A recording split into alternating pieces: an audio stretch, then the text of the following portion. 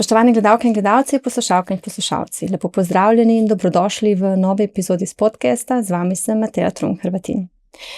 Do parlamentarnih volitev nas loči le še nekaj dni, kampanja pa vstopa v zelo intenziven del.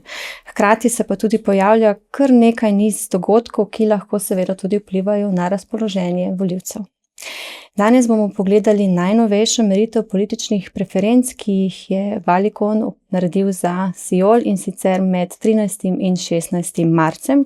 Rezultate ankete bo pa komentiral naš stalni komentator, politični analitik, dekan Fakultete za družbene vede, dr. Samo Uhan. Dr. Uhan, lepo pozdravljeni in dobrodošli. Pozdravljeni, hvala za vabilo. Vedno vas vprašam, kako ste, pa tudi danes vas bom. Odgovor bo enak, dobro, hvala. Velja, odlično. Se pravi, danes smo prejeli najnovejše rezultate. Kot vidimo, pri prvi izbiri je Gibanje Svoboda tokrat za 22 odstotki pred SDS-om, ki imajo 20,5 odstotka. Bi lahko nam komentirali malček več te rezultate? Da.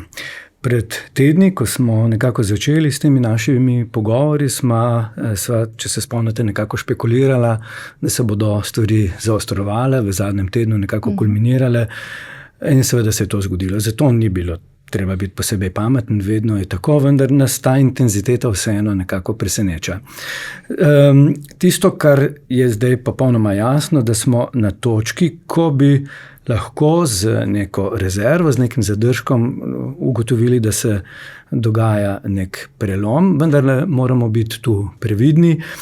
Povsem nesporno pa je, da se podpora obema vodilnima strankama, prvi SDS in drugi Gibanje Svoboda, oziroma zdaj nekoliko v obratnem vrstnem redu, utrjuje. Obe stranki se svojo podporo volivcev približujeta.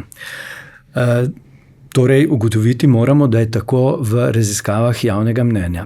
Sprememba, ki jo nekako analitiki ugotavljamo za razliko od preteklih volitev, je ta, da se je to taktično glasovanje ponavadi dogajalo na volitvah, ne pa v javnomnenjskih anketah. Zdi se, da se je tokrat to zgodilo tudi že v javnomnenjskih anketah. Redne objave dajo potem volivcem prostor za razmislek in tudi razmislek o posledicah svoje odločitve. Povsem jasno je, da se je levo-sredinski trojček, če tako rečemo, poenotil v oceni, da je treba za nadaljevanje mandata delovati kot trojček, kot komplementaren trojček, dopolnjujoč, in da so nekako opustili taktiko, ne bi rekel medsebojnega napadanja, ampak tekmovanja za vsako ceno. To seveda pomeni, da so predsedniki teh strank nekako ugotovili, da je takšno tudi pričakovanje volilnega telesa. Predsednik vlade je povsem očitno prepoznan kot kompetenten in nesporen vodja levosredinskega trojčka, in to se pravzaprav kaže tudi v tej podpori, v ocenah. Zelo podobno se dogaja tudi na drugi strani, če tako rečemo, na desni sredini, tudi na desnici, kjer se ta podpora predsedniku največje opozicijske stranke konsolidira, se utrjuje, vendarle pa ne narašča. Zdaj, kaj natančno se bo zgodilo s to podporo v naslednjih nekaj dneh, glede na nova dejstva v povezavi s tako imenovanimi domnevnimi prisluhi, še ne znamo napovedati. Zanesljivo pa lahko ugotovimo iz preteklih zopet meritev, pa tudi volitev, da je to dvorezen meč. Predvsem moramo ugotoviti, da to ni nekaj novega, kot se zdi na prvi pogled. Gledalci, ki imajo malce daljši politični spomin, se nemara spomnejo dokumentov udbomafije, pa prisluhov, pa raznih dokumentov, ki so tik pred volitvami zaokrožili v javnost, in ugotoviti moramo, da nikoli v resnici niso imeli takšnega vpliva, da bi javno mnenje obrnili. Lahko se zgodi celo nekaj drugega, da se ljudje klubovalno zoperstavijo temu, tako da še bolj podprejo opcijo, ki je bila prej samo opcija, zdaj pa postane realnost.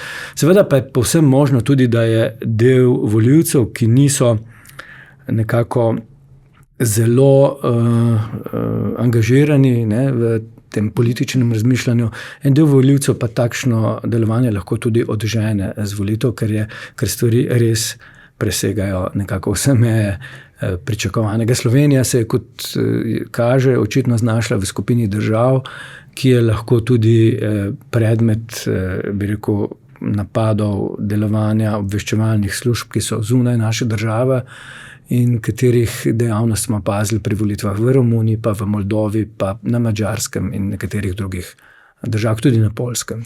Ja, ravno kar je tudi, se pravi, danes, ko snemamo ta podcast, je tudi Inštitut 8. marec predstavil poročilo, in sicer o domnevnem delovanju operativcev izraelske zasebne obveščevalne agencije Black Cube. Namreč po navedbah avtorjev poročila bi naj nekateri njihovi predstavniki večkrat prileteli iz Tel Aviva v Ljubljano.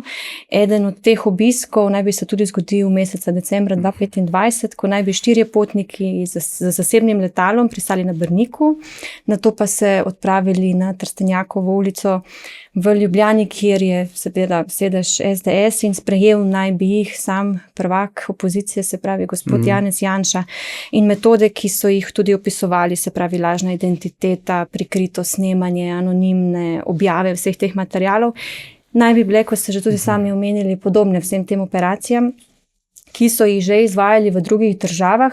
Denimo najbolj so danes izpostavili tudi Madžarsko, ki bi naj nekako bila najbolj podobna sedanjem dogajanju tukaj v Sloveniji.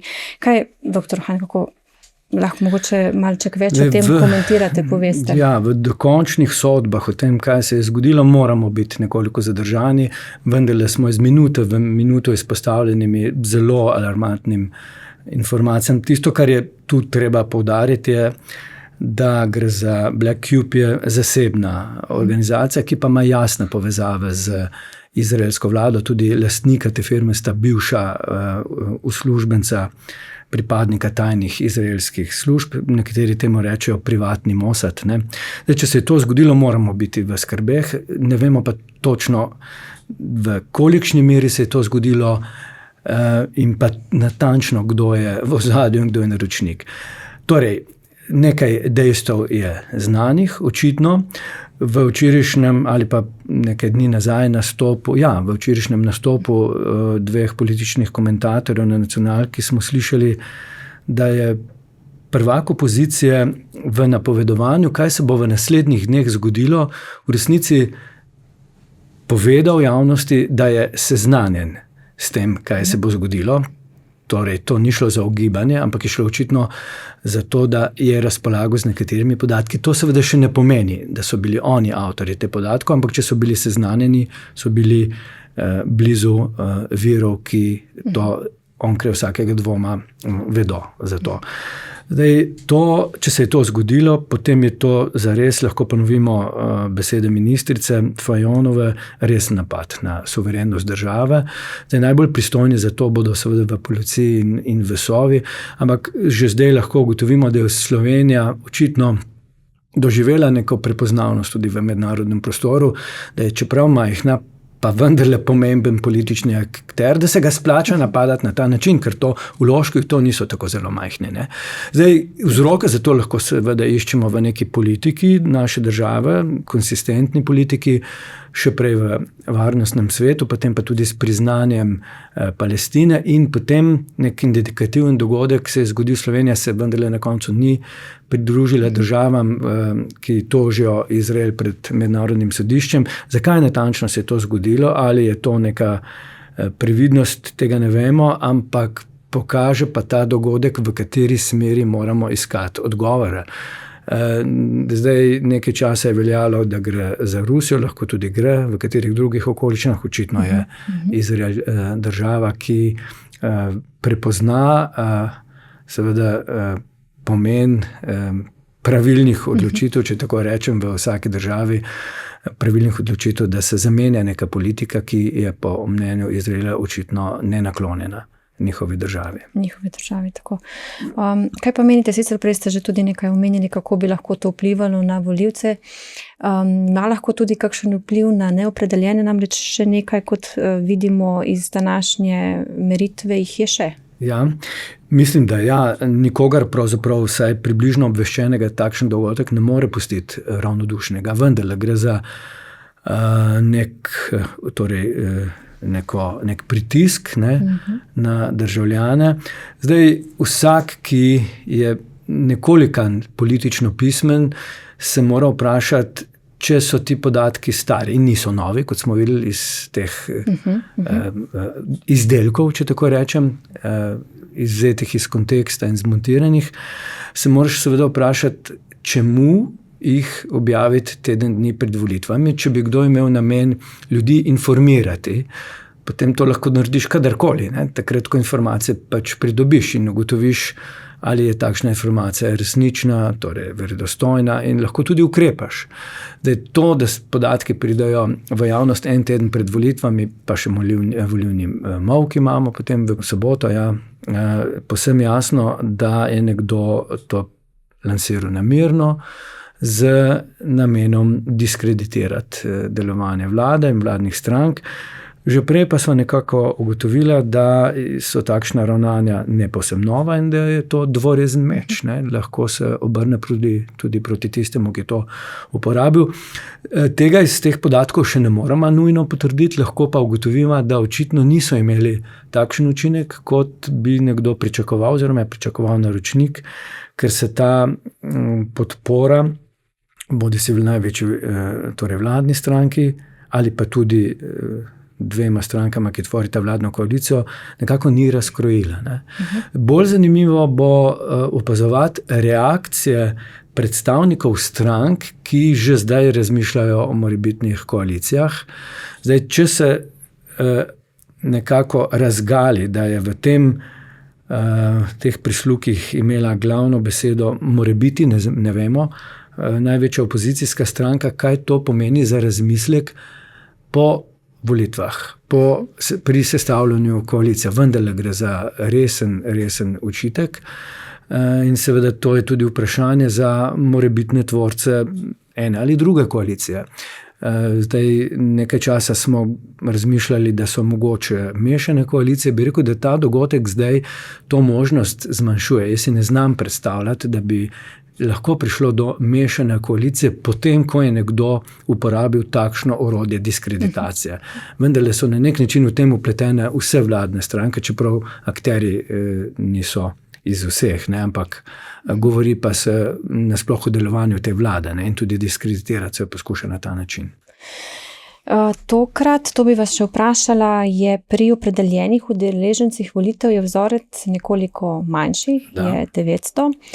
Za razliko od prve izbire, kjer jih je 1520.